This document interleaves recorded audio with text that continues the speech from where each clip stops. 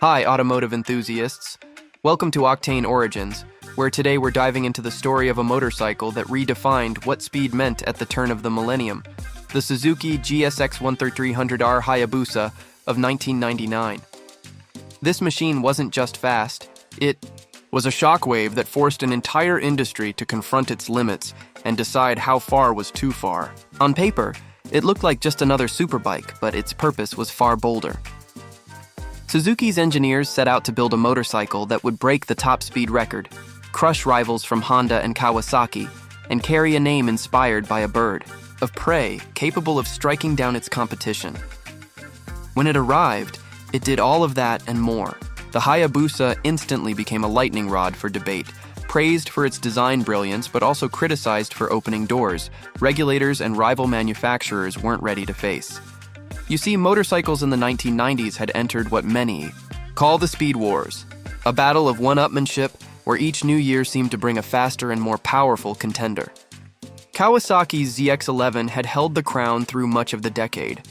Honda's Blackbird had briefly stolen the spotlight, and enthusiasts wondered if anyone could build something that would make jaws drop and governments sweat.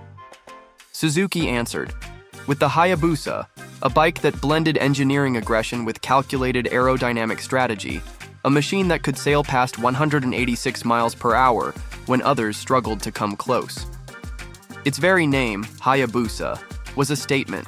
It referenced the peregrine falcon, known to hunt blackbirds in nature, making the rivalry with Honda's Blackbird almost poetic. But as thrilling as those numbers were, they weren't the whole story. Behind the engineering was a cultural and political drama that reached far beyond the racetrack. European regulators were alarmed, manufacturers secretly debated a truce, and riders everywhere were left to wonder whether the pursuit of absolute speed had crossed a line. In today's journey, we'll explore three connected phases of this story.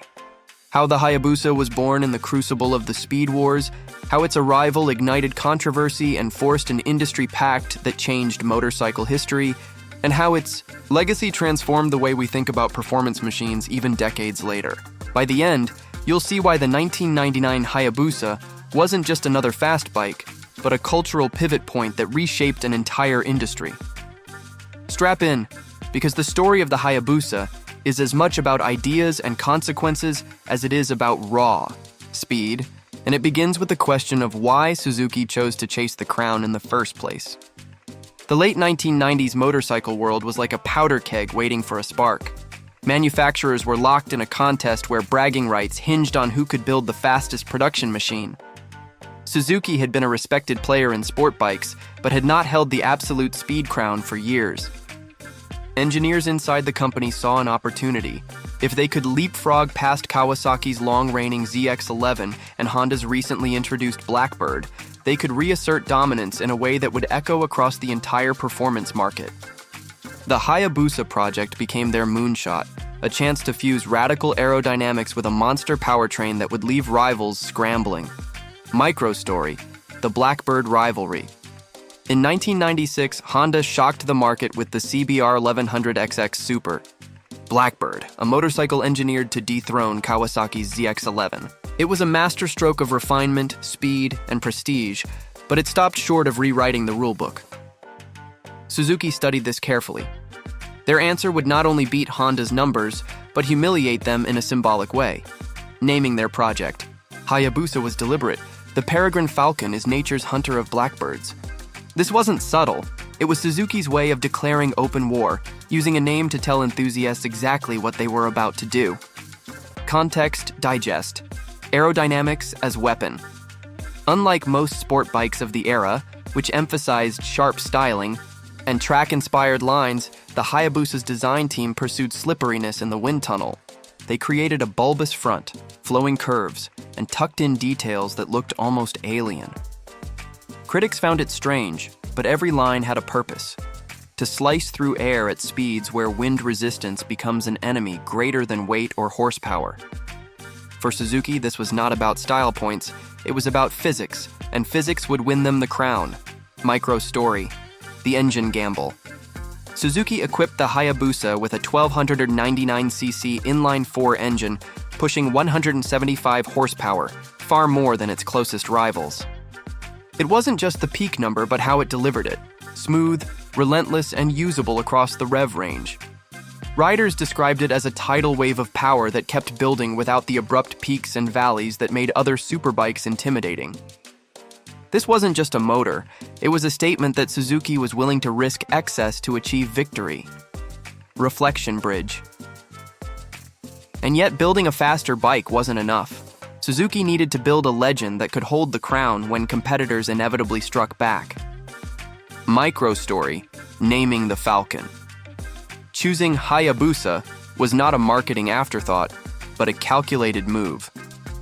In Japanese culture, the Falcon is a symbol of precision and lethal grace. In motorcycling circles, the link to Honda's Blackbird was instantly obvious. The Hayabusa was more than a machine. It was a message. Riders loved the audacity, while critics worried it was too cocky. Either way, the stage was set for fireworks, context, digest, testing the limits. During development, Suzuki engineers pushed prototypes beyond 190 miles per hour on test tracks, speeds unheard of for road-legal bikes. These trials exposed challenges in stability, cooling, and tire reliability. To manage this, Suzuki balanced weight distribution carefully, tuned suspension for high-speed composure, and reinforced components that other bikes would never need. The fact that the Hayabusa could survive these trials and still feel civilized on the street shocked reviewers when it finally launched. Micro story. The launch impact. When Suzuki unveiled the Hayabusa in 1999, journalists were stunned. Performance figures confirmed it was the fastest production motorcycle ever, eclipsing the Blackbird by a wide margin. Its styling split opinion. Some called it ugly, others futuristic, but the numbers silenced critics. It was not just the fastest. It felt like a new category of motorcycle, one that bent the rules of what street legal should mean. Reflection bridge. But what Suzuki may not have fully anticipated was how violently the world outside of their fan base would react. Context digest. Regulators.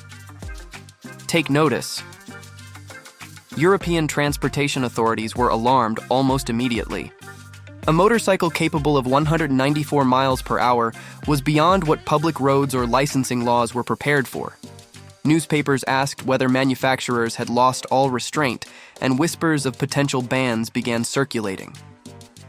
In an era where road safety was a growing concern, the Hayabusa became an easy target for critics who equated speed with recklessness. Suzuki's triumph was undeniable, but now they had painted a target on the entire superbike industry. The Hayabusa had broken records and won the speed war, but in doing so, it had triggered a chain reaction of fear and political pressure.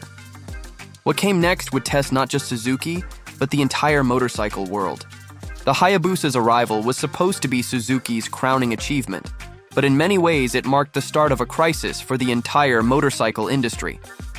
Almost overnight, the numbers it achieved made headlines far beyond enthusiast magazines, catching the attention of lawmakers, regulators, and mainstream press outlets. A production motorcycle pushing nearly 200 miles per hour sounded like a science experiment loose on public roads, and the backlash was swift. What began as pride for Suzuki turned into a collective reckoning. If one manufacturer could reach these speeds, what would stop others from going even further? Micro story. Europe's alarm bells. In Germany, where autobahns had no general speed limits, the Hayabusa suddenly became a political football. News outlets warned of two-wheeled missiles endangering drivers, and officials hinted at possible restrictions or outright bans. France and the UK echoed concerns, questioning whether unrestricted motorcycles could remain legal. Suzuki had built a marvel, but European skepticism gave rival manufacturers reason to panic. Their next projects could be dead on arrival if the political climate hardened further. Context, digest, market forces versus responsibility, motorcycle. Sales in the 1990s had been buoyed by performance bragging rights. Bigger engines, higher horsepower, and top-speed wars kept enthusiasts engaged. Yet manufacturers now faced an uncomfortable balance. Continue feeding that hunger, or pull back before regulations shut down the party altogether. The Hayabusa made it clear the old rules of competition could not continue unchecked. Micro-story. The manufacturer's pact. In 2000, the world's major motorcycle makers quietly reached a gentleman's agreement. No new bikes would exceed 300 kilometers per hour, roughly 186 miles per hour. This wasn't a government law, but a self-imposed limit designed to appease regulators and prevent sweeping restrictions. The Hayabusa, by virtue of arriving just before this pact, remained the sole unshackled speed king. Ironically, Suzuki's audacity forced every competitor to agree to a ceiling that locked in its supremacy: reflection bridge. For enthusiasts, the truce felt like betrayal, but for manufacturers, it was survival. Micro-story. Riders. React. Some owners bragged about owning the last real superbike, while others lamented that performance progress had been artificially frozen. Forums buzzed with conspiracy theories, tuners began offering modifications to bypass electronic limiters, and the Hayabusa gained an aura of outlaw glamour without Suzuki ever intending it. The industry's attempt to reduce controversy only inflamed demand for the one machine that had slipped through before the gates closed. Context digest. Media. Myth-making. The Hayabusa began appearing in pop culture as a shorthand for ultimate speed. From drag strips to digital pixels in video games, its reputation grew beyond riders into the broader imagination. It wasn't just the fastest. It was the bike that changed the rules of the game, the forbidden fruit that regulators wanted to tame. This visibility entrenched its identity as more than metal and rubber. It became a cultural symbol. Micro-story. The business gamble. While Suzuki enjoyed a sales boom, there was risk in being associated with controversy. Insurance rates spiked for owners, some markets considered restrictions, and rival manufacturers framed their models as more balanced or responsible. Yet the Hayabusa's aura of danger proved magnetic. Buyers didn't just want performance, they wanted the story, the bragging rights of owning the machine that forced the entire world to slow down. Reflection bridge. The question now was whether the Hayabusa's fame would fade once the initial shock wore off, or whether it would evolve into something greater than a speed figure. Context digest. The aftermath of the pact. In the years following the agreement, bikes from Kawasaki, Honda, and Yamaha arrived with speed limiters baked in. They were faster in acceleration, sharper in handling, and advanced in technology, but the 186 mph cap loomed over them all. The Hayabusa, even in updated forms, remained tied to its original legend, the one that broke free before the ceiling, slammed shut. This dynamic made it more than just another superbike. It made it the yardstick against which every fast motorcycle would be measured. The Hayabusa was no longer simply a fast motorcycle. It had become a lightning rod for debates about freedom, responsibility, and the limits of engineering. The stage was set for its long-term transformation into a cultural icon whose shadow still stretches across the motorcycle world today. The Countach's final legacy wasn't measured in horsepower or lap times, it was measured in influence. After nearly 2 decades of production, the Countach left behind a blueprint for what the world expected a supercar to be: low, dramatic, unapologetic, and unforgettable. The LP400 had shocked the 1970s. The Quattro Valvole and anniversary editions defined the 1980s, and together they forged an archetype so strong that even today, modern Lamborghinis carry echoes of Gandini's wedge. But beyond Lamborghini itself, the Countach reshaped global car culture, proving that design could matter as much as performance. Micro-story. The blueprint for the Diablo. When Lamborghini began developing the Countach's successor, the Diablo, it faced an impossible task. How do you replace a car that had become the very symbol of exotic excess?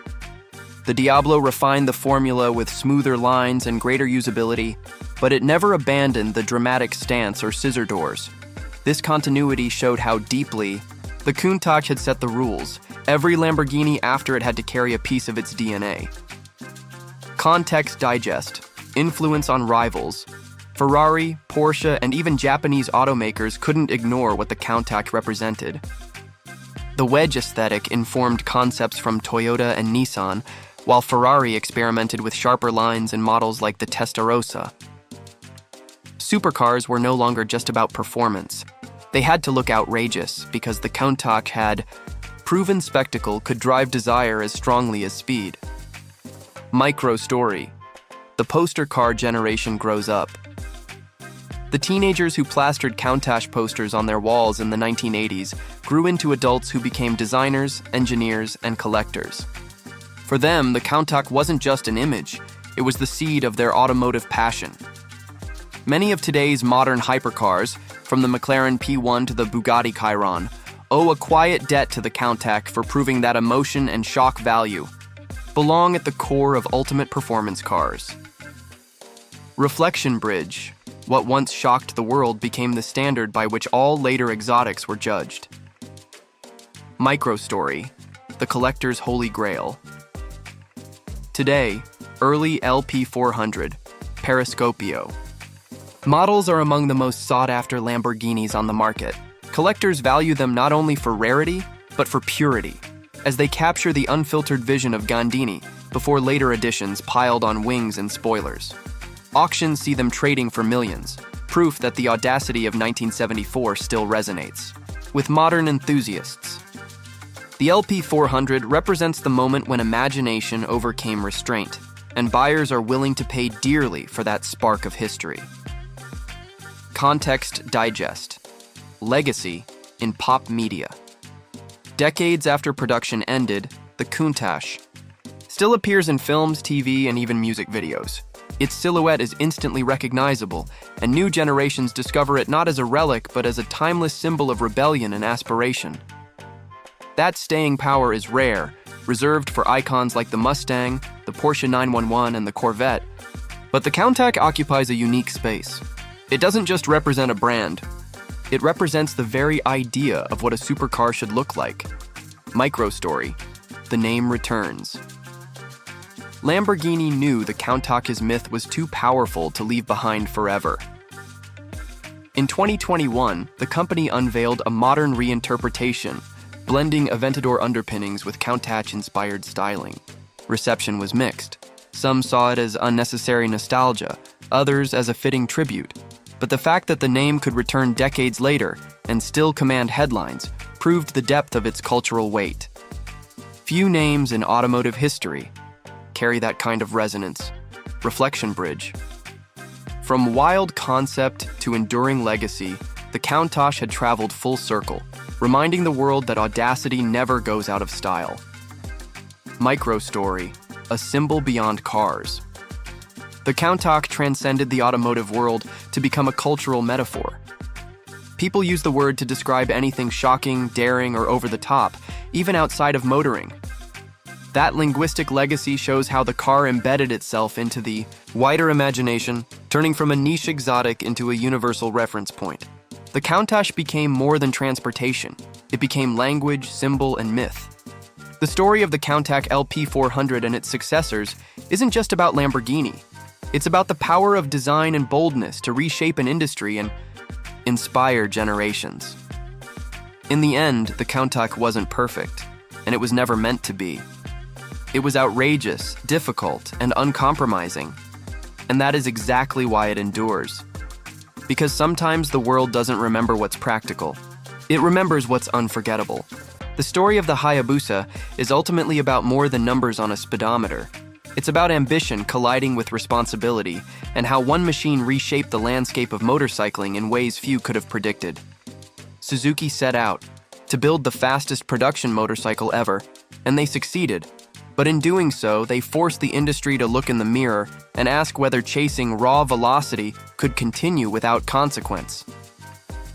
The Hayabusa didn't just break records, it broke open a conversation that spanned regulators, manufacturers, and riders around the world. For enthusiasts, it offered the thrill of knowing that a factory machine could touch nearly 200 miles per hour. While for critics, it raised alarms about safety, insurance, and public roads not designed for such speeds. The resulting industry, pact, froze the arms race, yet by freezing it, the Hayabusa became immortalized as the last true speed king. decades later, it remains more than just a motorcycle. It's a cultural touchstone, a piece of engineering history that still inspires awe whenever its name is mentioned. It taught us that speed alone isn't the full story. What matters is how machines shape our culture, our debates, and our imaginations. If you see one today, you're not just looking at a bike, you're looking at a piece of the moment when motorcycling crossed into uncharted territory and never fully came back. Thanks for riding with us on Octane Origins. See you next time, automotive enthusiasts.